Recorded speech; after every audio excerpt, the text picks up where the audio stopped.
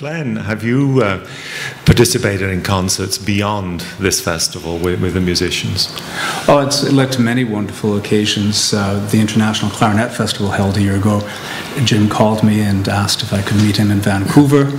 And of course, I had about 4 programs thrown at me in 3 or 4 days' time, which is normal at the festival. So it was just assumed that can happen anytime. And again, the wonderful encounter. Sometimes I show up in Toronto and I'll call up Moshe and we'll go out for dinner, and it's just wonderful again in the same. Exactly in the same fashion. Well, what about this new hall? How does it compare with the old? I mean, we've still got a festival. No comparison. I would say there's not much difference, except there's no train running through it. There's a helicopter going over. Of course there is. I'm being devil's advocate, of course. So what were your reactions when you first played in this hall? Let's gather those together. It was spectacular, but I knew it would be because Jim told me one day that he tried out the acoustics without the roof, just before they were building the roof, and he came in and he did a sound check. Yes. And you can always tell, even without a roof, because you feel the energy of the walls. Yeah. And he said it was wonderful. He said it was great, and of course once the roof was built, and I came here and I expected a great sound, and it is. It was, and it is. And it's, to me, feels almost like I'm being enveloped with support. And it's the most wonderful feeling when you stand there and you know that someone helps you push that sound out into the audience. It's terrific. It's amazingly important, isn't it? Especially for string players. Yes, indeed. Yeah. Glenn? Well, I think it's the warmest possible environment that I've ever played. I've been a lot of places, but this, in terms of the texture of the materials used for the building, as Jim said, he had the concept that it was really somewhat like a cottage, a very wonderfully expanded, but yet warm and intimate type of cottage. And it's so embracing, it's so beautiful, a texture of sound.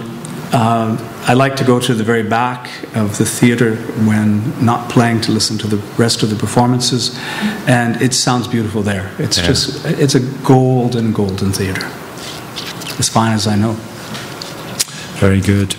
I think we should just mention a little bit about these wonderful people gathered here. How do you find, this is a really question is going to put you on the line. How do you find the audience? How did you find the audience at Paris Sound? Well, one of the most important things about the audience point of view is that we used to stay, several of us, with various members of the audience, and we became, again, a part of Paris Sound community as a result of it, and got to know the audience actually quite intimately through those few people. Glenn, how do you find the audience? Oh, it's been virtually a second home. In fact, sometimes I've been contemplating making it a first home.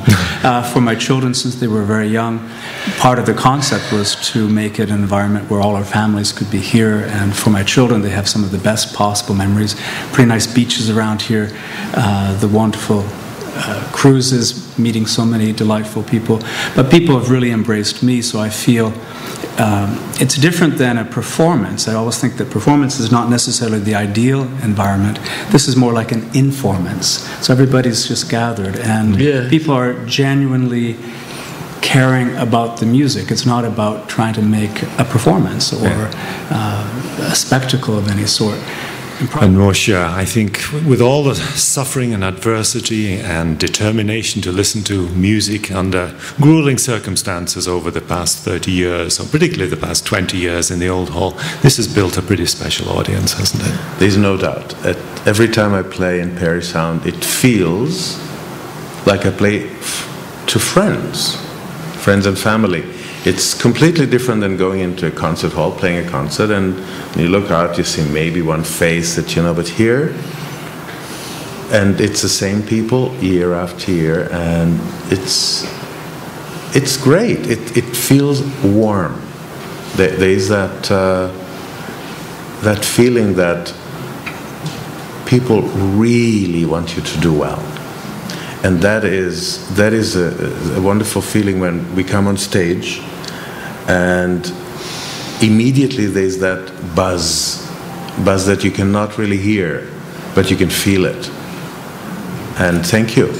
Thank you all. Look, we've touched some very profound and entertaining sort of thoughts and dimensions of music this morning. I want to thank everybody here. Thank you very much, gentlemen.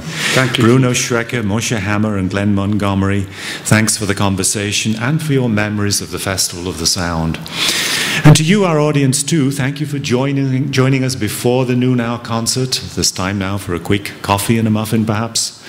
You can find out more about Moshe's recent work with youth at risk, children at risk, at the Hammer Band. The Hammer Band, great name, isn't it? thehammerband.com. And there's a really interesting history of the Allegri String Quartet and stories about Bruno at allegriquartet.org.uk. And festivalofthesound.ca is where you can find out more about this series of interviews in the 30th anniversary season of the Festival of the Sound. I'm Keith Horner. Till the next time.